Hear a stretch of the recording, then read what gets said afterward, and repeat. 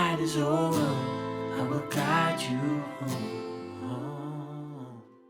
Good morning, you guys. I look disgusting right now. My apologies. I literally just woke up. Today we are on reserve, so I figure why not show you a real day in the life of a reserve flight attendant. We are on call today on wrap B. So there's wrap A, B, C, and D, and there are 12-hour windows of your on-call shift. You basically bid for what you want, and then based on seniority order, but also what you may or may not have just flown, the wraps are assigned. The later ones usually go to people that like had trips come in late, so they have to start a late wrap. We are on wrap B today, which is 6 a.m. to 6 p.m. So I've got at least made it through the first 4 hours of the wrap without getting called. We're also gonna be good for 4 days. Oh, Tony wanted to sleep right here. I don't know if y'all can see him. He like moved. The good thing about wrap B also is that wrap A is kind of taking the lead right now, unless a trip is going to be a little bit later, because wrap A is from 2 a.m. to 2 p.m. And I know this is going to get a little bit confusing, but I'm going to do my best to break it down. But also they are assigned a 2 a.m. to 2 p.m. wrap, and they cover anything from 4 a.m. to 4 p.m. because you have your 2-hour call out window to get to the airport.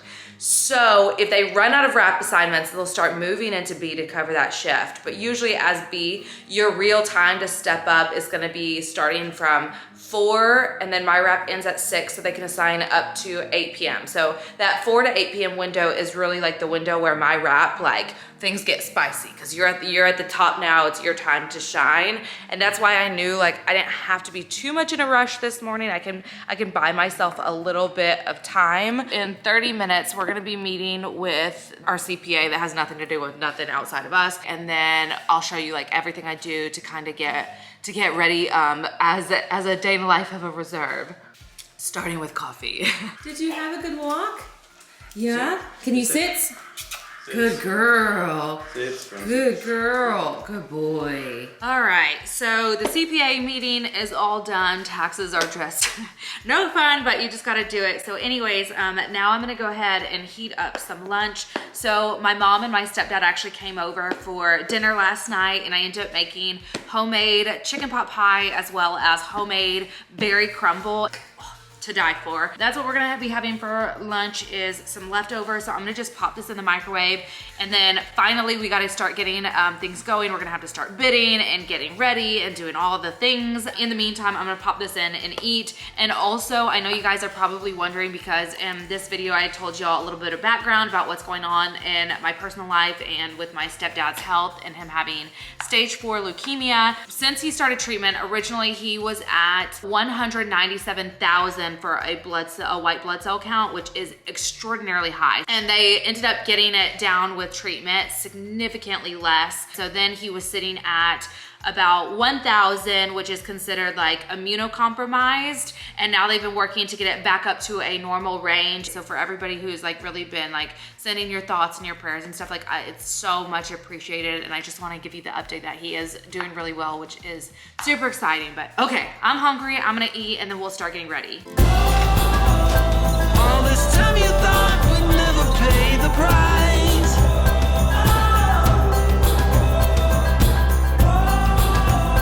In the game of love, you have to roll the dice.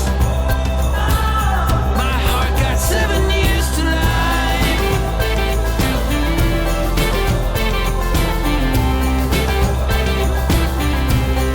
7 years to life.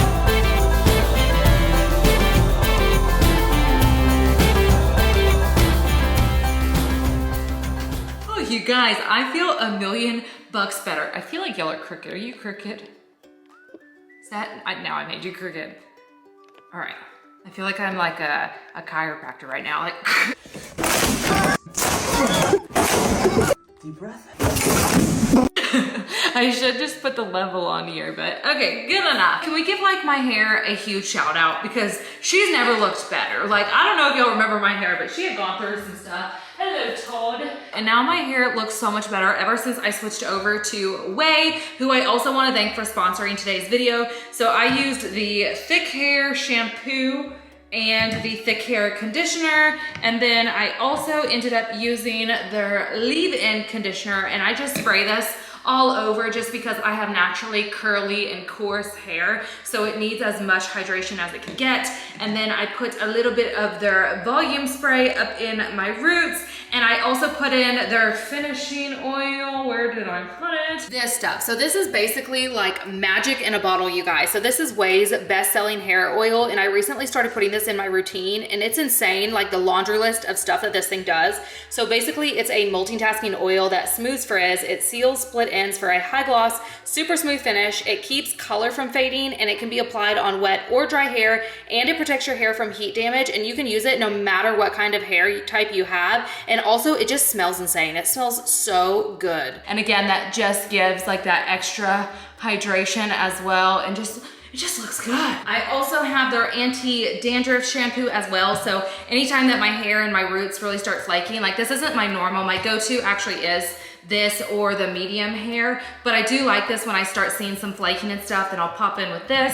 And then they have a detox shampoo as well, and this helps. And also, if you do not know what your hair type and textures are, Ouai has a quiz online that's so easy for you to take that you can just answer some questions, and that way they can point you into the right direction and the right products for your hair that it's gonna get it looking the best, the healthiest, and happiest it's ever looked, because mine definitely needed it. I don't know if y'all remember, don't scroll too far back, but if you scroll a little bit back, mine definitely needed some TLC, and I feel like Ouai really did everything I needed it to do and some. Ouai also sent me this, which is this pet shampoo, and we used it the other day on this girl as well as Bronson. And you guys, this smells just as good as my shampoo as well. Like if you'll see this, pick it up. This is the best pet shampoo I've ever used. So if you want to live life your way and get your fast fix for healthy hair, if you go to THEOUAI.com/Kat Nesbitt, you'll get 15% off your entire order. And again, that is THEOUAI.com/Kat Nesbitt. Once again, thank you to Ouai for sponsoring today's video. Now let's go bid. Okay, I know there's like a ton of dishes behind me. We're gonna collectively act like they're not there from last night that I need to do, but I like this window because I can see the big dogs who are outside, and then my little ones are here. So I just wanna like sit here, so I got eyes on everybody. So it's close to 3 o'clock now. So now is when I try to bid for tomorrow, because it closes at 3, and sometimes trips open and sometimes they leave. So like as close to 3 as you can get is like the best indicator of actually what's gonna run. So even if I bid earlier in the day, I try to set an alarm for around this time just to double check my bids to make sure nothing else came open. Now, one thing about bidding is you can do generic bidding versus specific bidding. So generic is basically saying like, I'll take a 2-day that leaves after this time. Or you can like put in parameters and you don't really care the specific sequence. You can do like, I'll do a generic bid for a Miami layover or something. So you don't really care the particulars as long as it just meets the parameters that you've set. Whereas a specific bid is exactly what trips and what positions are open, and you're like, this is exactly what I want. Now, I would share my screen with you, but I don't know if that's considered a security breach or anything like that, because I talked to you guys in this recent video that we just have to be so smart about what we're posting because it is a security job. So just better safe than sorry. I'm not gonna share my screen of the exact bidding window and exactly what it looks like, and that's why. But I'll kind of go through things with you. So also you can have what's called a standing bid. So a standing bid essentially is like, this is my bid if I forget to bid, or if I'm working a trip and I'm unable to bid, I have a standing bid in there that this is what I want. You can also do a standing bid for your monthly schedule as well, just in case. You always want to put one in there just in case you forget to bid. So I do have a standing bid, which reminds me I actually need to bid for next month, but I do have a standing bid just in case I ever forget to bid. So my personal standing bid for reserve is just to remain on call at home, and then I put in my wrap preferences. There's also something called going aggressive. Now, I don't want to overwhelm you with information, and I'm trying to make it as easy as possible because I know the lifestyle of a flight attendant, the lingo, everything, it gets confusing sometimes, but basically, going aggressive just means that if that trip shows up I would prefer that trip. So they would actually go out of order to somebody who's aggressive first, unless there's a senior person to you that's also aggressive for the trip. So the trips are assigned based on who's in the wrap the trip falls in, and then also who's the most senior out of anybody aggressive. If nobody's aggressive for the trip, it's gonna go to the next person in line. Hopefully that makes sense. If it doesn't make sense, like comment down below, but that's kind of the gist of it. There's also different parameters that you can waive. I won't go into too many details on that, but essentially it's like if I wanna fly more than 30 hours in a week, which if you do a lot of internationals, you generally wanna waive that because internationals are so high time for in-flight hours. There's also things like your days off. If you want to waive them and you want to fly into your days off, you could waive that. And there's a few others, but I feel like that's just extra stuff. So anyways, I'm on the board, and what's cool about this is you can see all the trips that are open and the specific sequences that are open, but you can also see just the trips for the day. So sometimes a trip might not be open, but you want to bid it or go aggressive for it just in case it comes open. Now, something to note about aggressive bidding is as a flight attendant on reserve, you are guaranteed 75 hours in the month. Now, you have to remember these are in-flight hours because a flight attendant's pay scale is very, very different from a 9 to 5. We get paid on in-flight hours and not necessarily hours worked. Hello from the editing department. I'm gonna pop in here just a couple times just to like add little sprinkles of information that I think just add value to the video. And I have a filter on this and I'm still this ugly, so it's honestly impressive. Basically, this is exactly why flight attendants can actually work 10 to 12 hour duty days, but only be paid for 5 or 6. And because flight attendants are included in the Railway Labor Act, this is what legally allows them to do that. So when you hear stories of flight attendants advocating for higher pay scales that you might think sound outrageous, you have to understand that we are not paid for our time, but we are paid for in-flight hours. So you need those hours to kind of be a bit higher about how much you're making per hour to kind of add throughout what you're actually working. I hope that makes sense.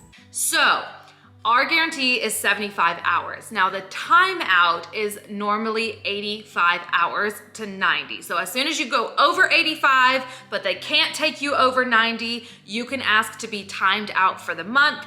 I did that on my last reserve month. That's not my goal of this month for me. This month, I'm just trying to fly as least as possible, just get my guarantee, and that's all. But you definitely can do that, and then you'll just be off for the rest of the month after you time out, and you're free to just have those days off or pick up trips on the trade board that you might wanna fly. So that's what I did last time, so that way I could grab an international after I timed out. But where I'm getting at is that when you aggressive bid, once you've hit 40 in-flight hours, anything over that you're aggressive bidding for. What I meant to say here, because I misspoke, is that once you have hit 40 in-flight hours that you have flown for your reserve month, anything that you go aggressive for after that, those hours are gonna raise your timeout time. So for example, let's say that I'm already at 50 hours and there's a trip I really want worth 10 hours, and I go aggressive for it, I get it. That basically bumps my timeout time. Instead of to 85, it's gonna go up to 95. Does that make sense? Hopefully I'm kind of explaining it. I know it's a lot. I know it's a lot, you guys, and I know it gets really, really tricky. So I personally don't ever go aggressive for anything after I've hit 40 in-flight hours. After that, may the crew scheduling gods be forever in my favor, because I will not go aggressive for it after that. But right now I'm sitting at like 23 hours, and that's why I have aggressive bids in for international, which I will be doing that right now. That's always, I just do a generic IPD, but since I'm only good for 3 days, I'm gonna do a generic 3-day IPD. So IPD stands for International Premium Destination, which in summary basically just means it's a long haul international flight. So think Europe, think Asia, think deep South America, Australia, those flights. So I'm gonna put in a generic bid, and you can name your bids, that way you can keep them in order of your preferences.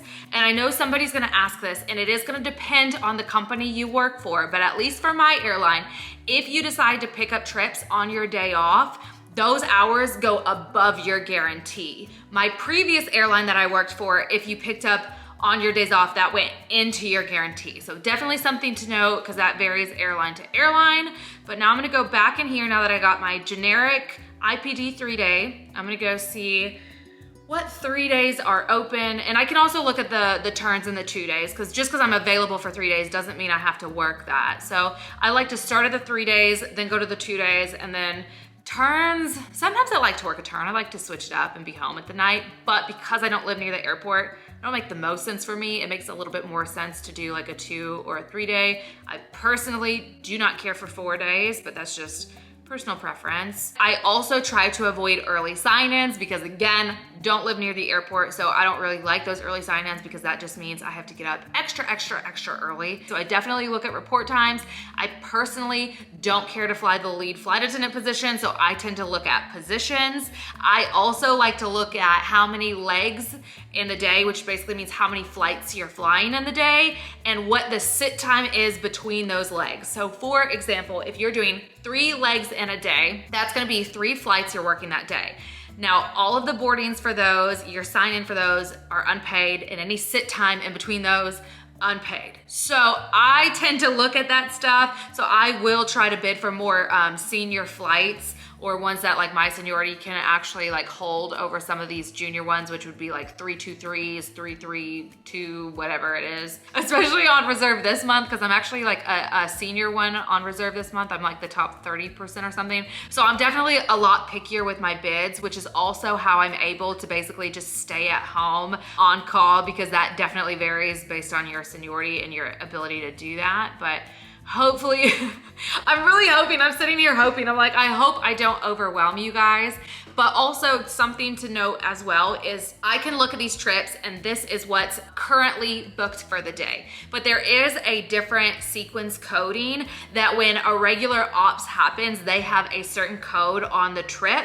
So let's say that somebody's working a 2-day and it completely falls apart, and then they've got to patch the trip up together and make it into a new trip, and it might come open. It will have a specific sequence numbers telling you basically it's an irregular operations, it's an IROPS trip. Those tend to sometimes be nice because some of those are like you work 1 leg, you deadhead 1 leg. So I like to keep an eye out for those, but a lot of times those generally open either the night before if there's storms or something going on, or the day of. So I look at that too. I look for that coding as well because they tend to be nice trips. But all right, there's not very many trips open tomorrow. What is tomorrow? Tuesday. Okay, that makes sense. It tends to be busier on Fridays, Sundays, and Mondays because it's like the beginning of the week and then the beginning and end of the weekend. Those are like the 3 days I've noticed are the busiest, but I don't see anything that I really want outside of if an IPD comes available. So I'm just gonna request to remain on call. And when you do that, you always wanna go in and put your wrap preferences. Also, I told you guys that I have a minimum of a 2-hour call out window. So from the time that they call me, they have to give me at least 2 hours to get to the airport. Well, some bases you might get 3 hours, and that's gonna depend on how many airports you're required to work. So for example, me being based in Dallas, the only airport I work is DFW. That's it. If I were to transfer up to New York and be a New York-based flight attendant, I would be required to work 3 different airports, which would be JFK, LaGuardia, and Newark. So in that instance, when you have multiple airports you have to work, you actually get a 3-hour call out window. Now, I personally like to bid on wraps B and C, so like the 2 middle ones of the 4, just because you usually will get a later sign-in time if you're on that wrap. Also on wrap D, because it's like the latest wrap, but it goes into the morning, you're actually less likely to get something like that night and more likely to get something with a super early sign-in time. So I try to avoid that wrap when I can. And then wrap A, you're more likely to fly. So if you're definitely like wanting to fly, you want to get your hours in there, wrap A is a good one. But again, it starts earlier. So you're also more likely to get an early sign-in time. So I tend to do like a BC, AD, or like a CB, AD, just kind of depends. But anyways, that's just personal preference. And again, there's all different flying. There's so many different trips with different things, and you know, depending on what people like, some people like early sign-in times, some people like island turns because they might do credit cards and those do really well when you have like a Cancun or a Cabo turn. Some people like to do the all-nighters and the Odan, so that way they can be up and back home with their kids to send them to school. I mean, there's just different trips all out there, and everybody likes something different from what I've noticed. So I like that because there's something for everybody, and sometimes you are going to have to fly something you do not want to fly. It definitely happens, especially as a new hire. But you know what? As you get that seniority in there and you get to be a little bit pickier, you get to learn the system and how to make the system work and benefit you. You definitely start getting some better trips and doing some better stuff. They call it paying your dues. Every flight attendant right now, when I said that, is like rolling their eyes in the back of the head. It's the most annoying phrase out there, but yeah. Okay, well anyways, all right, bids are in. We are ready. The only thing that I could do is I could pack a bag, but just because I have an IPD preference in there, and London is so strict with liquids and I just don't know where to pack, I'm not gonna pack a bag today. But that is one thing like I will generally do, is pack a bag and at least put like hair tool, makeup, an outfit or two, just in case like we gotta be on the move. I got a bag and ready to go. All right, so bidding is complete. I grabbed the rest of my Celsius from yesterday, so I'm gonna drink that and start making dog bowls. And then in a little bit, I'd like to do my nails, and I have some editing because I just filmed a TikTok that I'd like to edit. Y'all, that was so fast. Bids already came out. It hasn't even been 40 minutes. That doesn't usually happen. Usually bids don't come out until at least an hour after. So it looks like I ended up getting wrap B, which wasn't my first choice, but it's my second choice. So I guess we will take it. Bandit, that is just my phone, baby. Look, say hello, Benny Boo. He's like, I didn't want to be in this. I just wanted to bark at your cell phone. Put me down, woman. I love you. I love you. Anyways, I don't know if y'all realize this cute little set. It comes with like little shorts and stuff. Here you go. I don't know if y'all can tell. These are the shorts. You can see it in my oven. I saw another. I have bandit hair in my mouth. While I was getting ready, this actually showed up from Amazon on the door, and I'm impressed. Like the material is so soft. It's just so smooth and nice. It's like the cutest little lounge set. I could not decide on a color, and now I'm kind of, oh, I sealed it. Now I'm kind of glad like I couldn't, because I'm actually super impressed with this set. And it's just like the cutest light pink with the daisies on them. The top is a little bit of like a midriff top. And then it has like the matching shorts, and I got it in a small and it fits great. So I would say stay true to size. Then I also picked it up in this one. And this is actually what I saw the girl wearing initially whenever I was like, I need that. I'm always just worried about getting whites and creams, especially like right now where like I'm not spray tanned, then I'm just very, very white, and I'm always scared going that direction is gonna like really wash me out. It's like a light cream color with like a bluish black, I think it's like a dark navy flower on it. And oh, okay, that's adorable. I'm actually glad I did this. And also this one has like a lining, like a brown lining inside, so it's not see-through at all because of that lining inside, which is very, very smart, because also I'm really concerned when I get something white or cream that it's gonna be see-through. And I can always tell, because even when people are like those leggings, there's like these really cute pair of white leggings, people are like, it's not see-through. Listen, as somebody with tattoos, you know when it's see-through because you can see the tattoos through it. These are the matching shorts. Anywho, now I think I'm gonna do my nails, because I have to have nails on. I just do. They're just part of my brand. They're just part of my brand, like my personality at this point. So I'm gonna do this little cute strawberry set. So I got this at Walmart, Paint Lab, and the last time I wore this this brand, I know it's not generally the shape I go for, but the last time I wore these, they were so good. I've never gotten so many compliments on a set of nails. Somebody asked me recently if I can do a video on doing my nails, but honestly that would make no sense to me because it's just so quick. So I'll show you really fast exactly what I do, because like it really, there's no point in it being its own video. It takes me like not long at all to do my nails. So this is the nail glue that I'm gonna end up using, but for right now, I'm gonna just go ahead and set that to the side.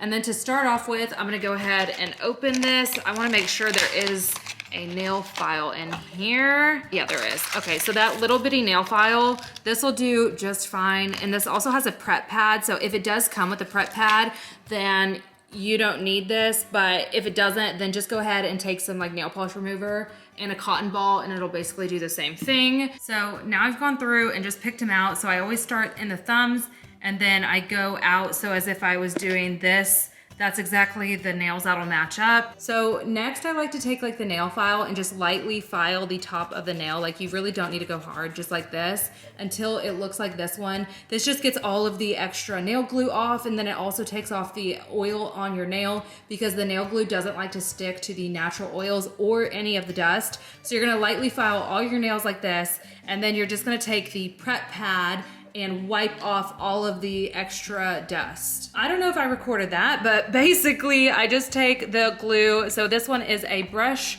and I just brush on a generous amount of glue. You wanna make sure you're going all the way from front to back and getting all the sides nice and done. And then I just take the nail and I dip the back end of the nail into the glue just to make sure that it has glue on it. And then I take it all the way to the edge of the cuticle, but not on the cuticle. And then I'll hold it down for about 10 Mississippis. So there you go, my nails are all done. If I'm not filming, that usually just takes me like 10-15 minutes, and my nails should be good for the next like week and a half. And a little bit of a pro tip, I take this one, so it's a hair, skin, and nails gummy vitamin, so it has collagen and biotin, and I just take this daily because I don't take a break from my press-on nails, really. Like when I tell y'all they are on brand, they are on brand. So this is what I take just to make sure my nails stay healthy and strong even through the press-ons. But anyways, right now, a little bit of update is 4:15. So we have an hour and 45 minutes left on reserve today. Hello, I don't have a tripod here. I was gonna try to set you, maybe I can try to set you on my Cane's cup. Don't know, is that, okay. Well, I switched from my phone back to my camera just because the audio is so bad on my phone. I didn't get used that day, and I forgot to film an outro telling you guys that. But reserve's been really, really slow this month. I hope I kind of explained a lot. I know it was a very, very informative video. If there's something that I didn't cover well enough, if you have questions, or if there's more stuff that you want me to film, like a video later kind of answering it, just let me know. I've actually really enjoyed reserve being slow this month. It's gotten to like let me be home a bit more with the dogs and just kind of like make videos here. I've done more hauls like this, this Walmart haul over here, as well as this Amazon haul, and just, I don't know, I've been enjoying it. I like switching up the content. Don't get me wrong, like I love flight attendant content, but you know, I like to do stuff here as well. So hopefully you guys are enjoying a little bit of both. But anyways, if you did enjoy this video, if you wouldn't mind giving it a big old thumbs up, pressing that subscribe button, and I will see you next time. Bye.